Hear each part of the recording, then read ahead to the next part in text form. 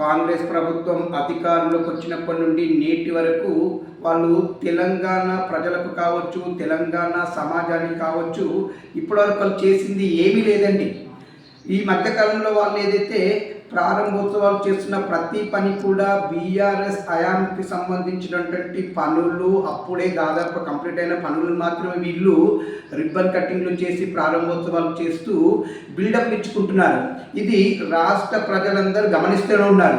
ఏది ఏమైనప్పటికీ ఈ మధ్యకాలంలో సిద్దిపేట జిల్లాలోని నర్మెట గ్రామంలో ఏదైతే ఆయిల్ ఫామ్ ఫ్యాక్టరీ ఓపెనింగ్ సంబంధించి పెద్ద బిల్డప్ మాట్లాడినటువంటి ముఖ్యమంత్రి గారికి నేను ఒక విజ్ఞప్తి చేయదలుచుకున్నాను. ఏంటిదంటే, సిద్దిపేటలో వచ్చే అసెంబ్లీ ఎలక్షన్లలో ఎవరైతే ఎమ్మెల్యేగా కాంగ్రెస్ పార్టీ నుండి గెలుస్తారో అతన్ని మంత్రి పదవి ఇస్తానని చెప్పావు కదా, నీకు దమ్ముంటే నువ్వు నిలబడి చూడు.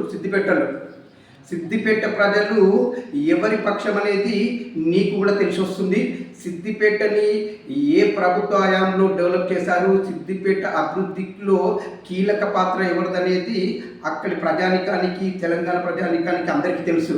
మీరు ఎంతసేపు బీఆర్ఎస్ ప్రభుత్వ హయాంలో సంబంధించినటువంటి పనులకి ఇప్పటికి ప్రారంభోత్సవాలు చేస్తున్నారు తప్పించి మీరంటూ ఒక పనిని శంకుస్థాపన చేసి ప్రారంభించింది ఏదీ లేదు. ఇప్పటికైనా మీకంటూ ఒక గుర్తింపు ఉండేలా పనులను ప్రారంభించి వాటిని పూర్తి చేయాలనేది నా అభిప్రాయం. దీనిపైన మీ అభిప్రాయం నాకు కామెంట్ రూపంలో తెలియచేయండి. ఇట్లు దినేష్ గంగసాని.